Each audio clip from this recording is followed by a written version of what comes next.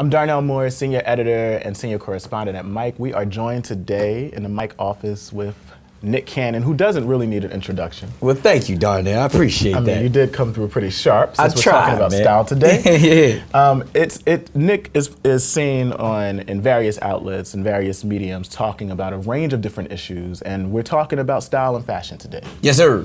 Let's start with the Men's Warehouse National Suit Drive that you have been championing. Man. Tell us about that and how you got involved. Man, I'm super excited about the National Suit Drive and partnering with Men's Warehouse because, I mean, as you said, I mean, I have quite a few suits and professional attire, but I always believe too much is given, much is required. And what's better than to be able to hand off, you know, something that made you feel so good, you know what I mean? So to be able to donate suits just by going to Men's Warehouse, I mean, and knowing that it'll be put to great use for the people who are preparing themselves for the workforce and may be less fortunate and may not be able to actually provide that themselves, and knowing that style is so important and making that first impression and you know, looking good so you feel good. All of those things just helps recondition and give the essential tools to the less fortunate in the community who needs it. Why is this important to you? Why was this something that you took on? That's what I said. I mean, it's always, I don't know, because I don't like to toot my own horn, but I truly have always been taught is, you know, giving is so much better than receiving. And I find not just pleasure, but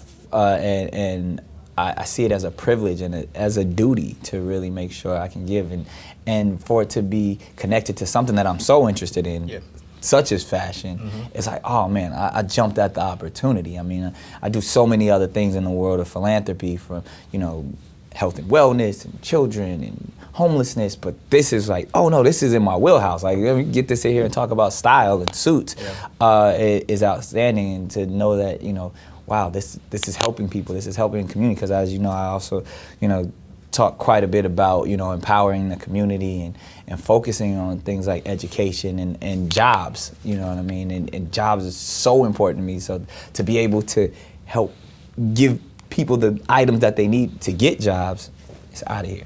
It's a phenomenal project. You know, I am from Camden, New Jersey. Right. Right? And so you know.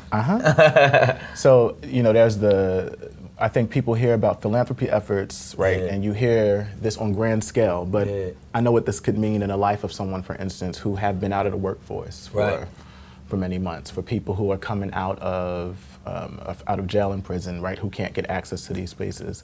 How has your life prepared you to do something like this? What in your life has put you at a point where you're able to now give back in this way? Because I know it's more than just talk, right?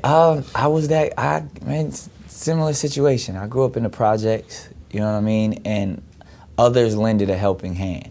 And other nonprofits and organizations during my family's time of need looked out, you know, and I was a product of someone else's good fortune in many times. So whether it was government assistance, whether it was, you know, I had to shop at all of the Goodwills and thrift stores and Salvation Armies to get my school clothes. But you know, it's funny because now I'm actually going to Salvation Army. You buy the hot stuff. In the back of the day, I was not going to a thrift store. Right? But I'm saying, like, honestly, I tell this story quite a bit.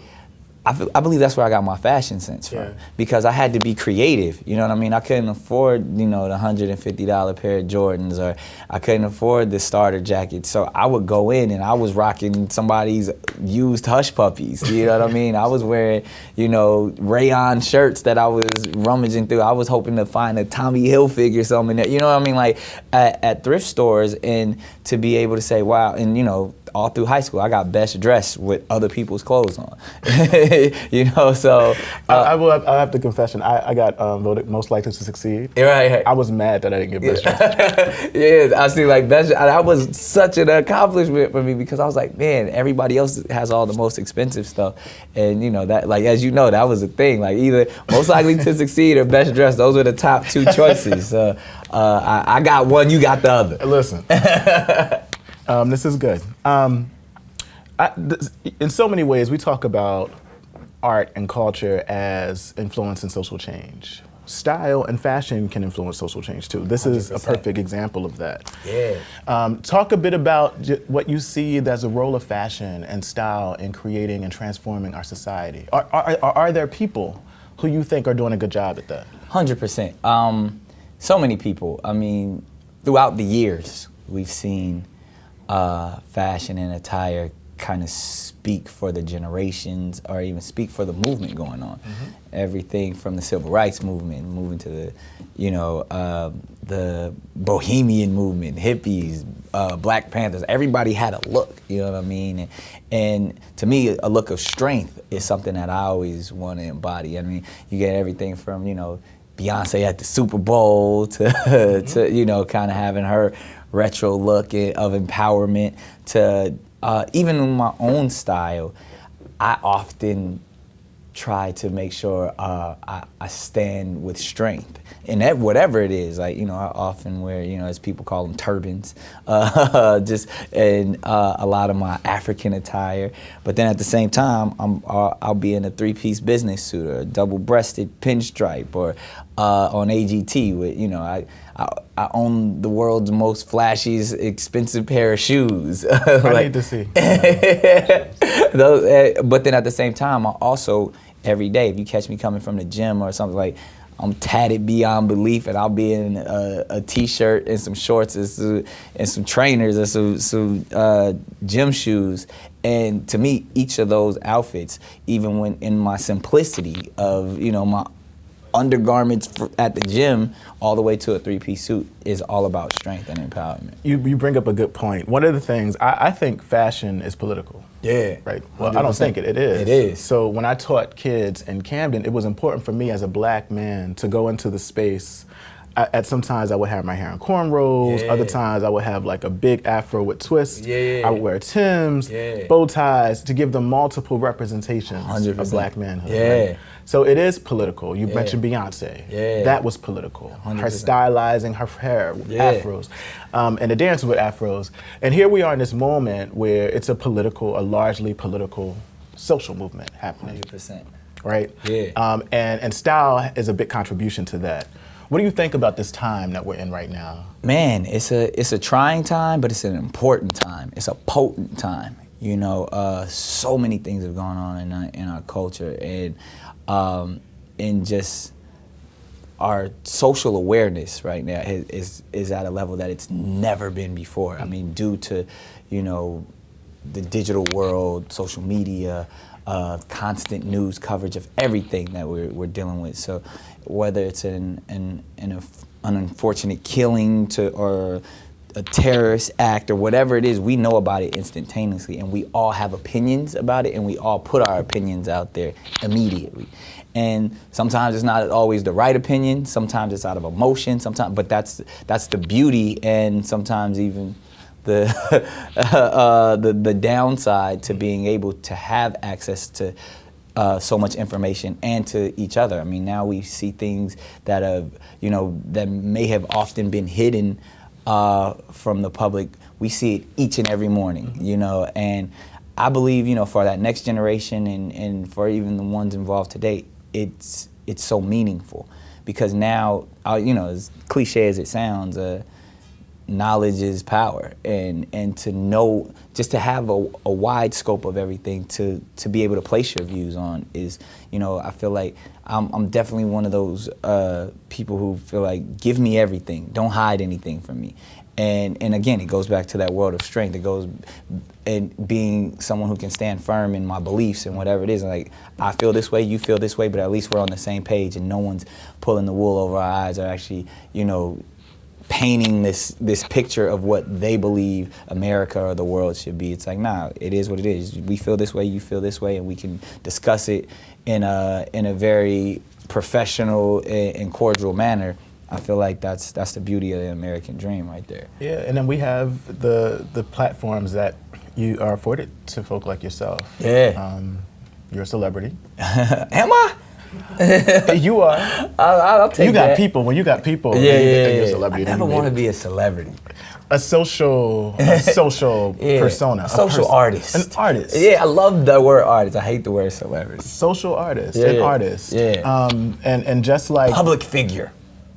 that's good. That's a good. You are a public Yeah, figure. public though. figure. And there comes a type of responsibility, right? That you probably 100%. feel like, and which is why it will drive you to do something like a suit drive. Yeah. And the moment is pushing. I think public figures is motivating people to act. Yeah. To do things from Beyonce to Jesse Williams on Yeah. speaking up at the BET Awards to you being part of a suit drive that's really trying to get the under and unemployed back into a position where they can get to the workplace. Like, these are phenomenal things, yeah?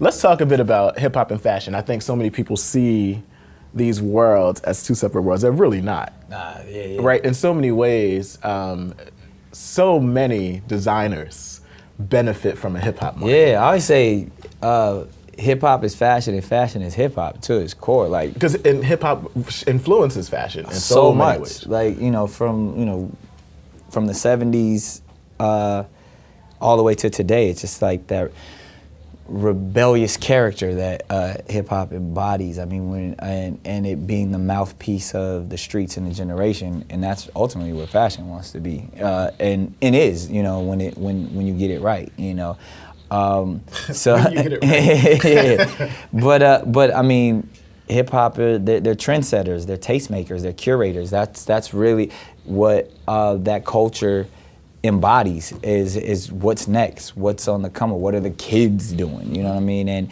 And to be able to see, all right, well, they rocking their pants like this, or they're wearing these colors.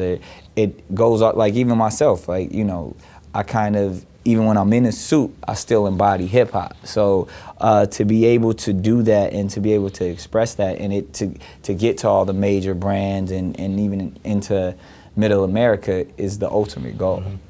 One of the things that I admired about you. So yesterday I had on some hot pink LeBron James sneakers. Right.